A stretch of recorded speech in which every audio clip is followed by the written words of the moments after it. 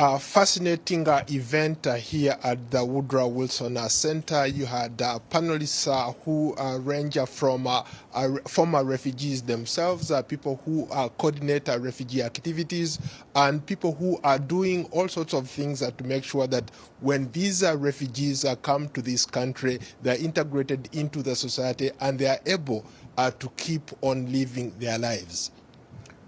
So, Paul, what do you think is the significance of this event on World Refugee Day?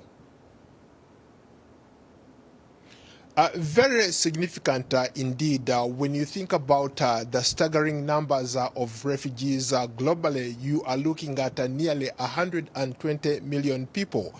These are people who end up fleeing their countries not because they want to flee their countries, but because of external or sometimes internal factors that push them out of their countries. Some are persecuted for maybe having wrong political views.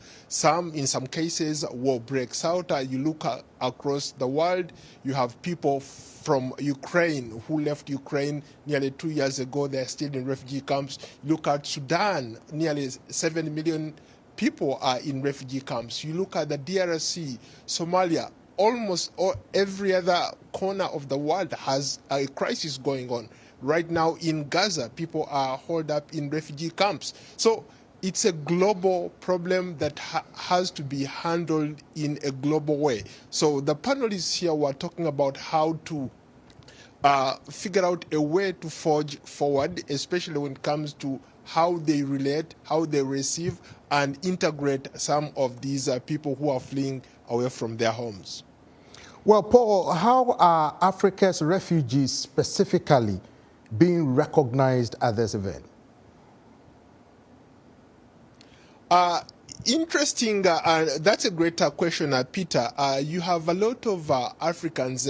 Most of the speakers here were also former African refugees. They shared their stories, how they came here to the United States.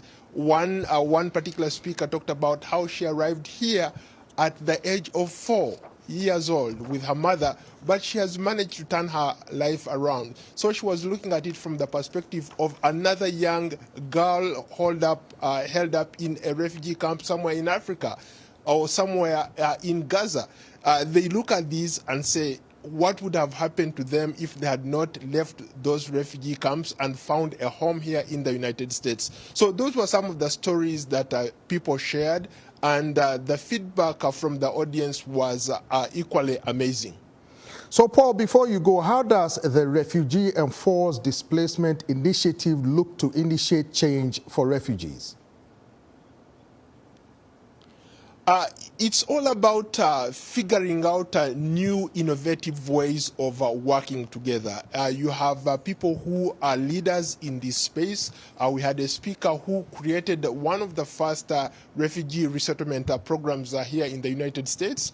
He was his testimony was incredibly powerful, how he came to start this organization. And he has since then helped a lot of people from different parts of the world.